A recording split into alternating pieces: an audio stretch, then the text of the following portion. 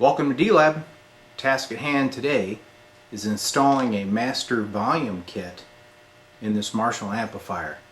Now this master volume kit is offered by Triode Electronics out of Illinois, and this is a post-inverter master volume kit, which is supposed to be seamless. It's not supposed to affect tone. So let's put her in, see how it acts. So the first step, of course, is mounting the new pot. Okay, I'm going to mount mine right across from where the inverter resistors are here. So I'm going to follow that straight back between these tube sockets, center it up right here on the back wall. So that location is about right here. You get her drilled and get the pot in there. Master volume pot is installed, ready to wire, which is going to consist of using this shielded cable provided in the kit and a couple 2 meg resistors. Okay, so if you're wondering how to do it, you slide over here to Triode's website. They show a diagram here of how to hook it up. Okay, and if you go back over here, they actually have step-by-step instructions, so you really can't go wrong. The only thing you got to keep in mind is this pot is going to replace these 220K resistors, which are your bias supply, your negative bias supply I should say, for the output tubes. So if you don't get this wired right, you can definitely damage your tubes. So follow the instructions, take your time. So next step, we need to remove these 2 resistors, which are 220Ks. Then this orange and this green wire are going over to the output tube grids, and we're going to remove those too. Alright, here's a review of where I'm at. I installed the 2.2 meg resistors here on the pot, like they should be. I've added this blue wire off of the negative bias supply line that used to feed the 220K resistors, and that is going to go to the pot. Here are the grid wires that I pulled out that were hooked to those resistors. We're going to be cutting those off and putting the shielded cable in their place. I noticed something here I'm not a big fan of.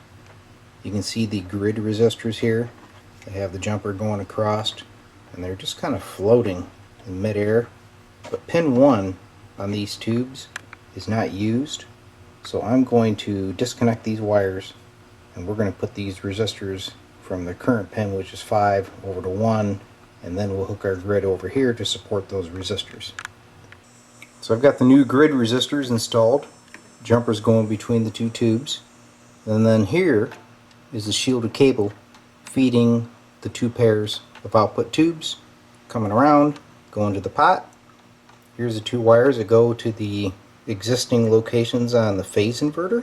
Okay, so this is the signal coming in. This is the new bias line, the blue wire, feeding the pot, which of course will apply the negative bias to the output tubes. So everything looks good per the Triode instructions. But I'm going to carefully fire this thing up and check it out.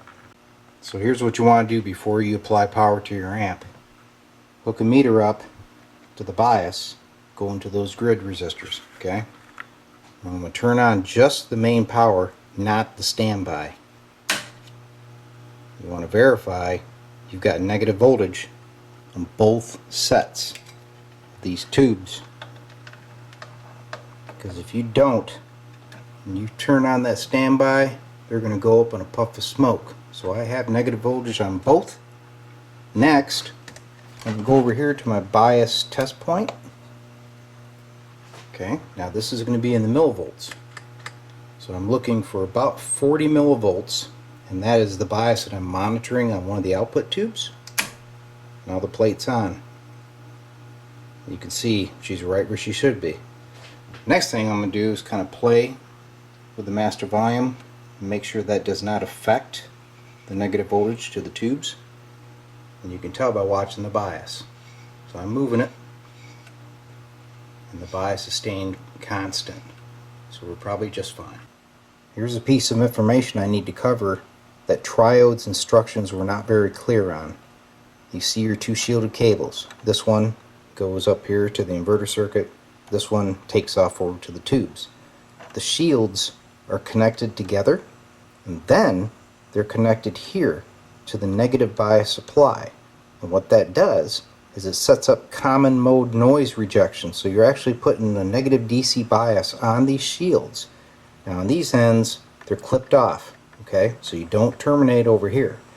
But what that does is that helps to reduce noise in the system, because now you've added these wires and you can obviously pick up noise if you don't use shielded cable. So if you do this modification, you could say, well, I'm not going to pay Triode's $14 for the kit, I'm just going to do it myself. That's okay, but use shielded cable. Another successful mission. Next step, I need to get my player over here so you can make sure it sounds okay. And we're going to test this amp at different master volume levels to see how it performs and see if we can detect any difference in the sound quality, which the post-inverter type of master volume is not supposed to do. So that'll be our next video. Hope this one is good for you if you decide that you want to do this mod.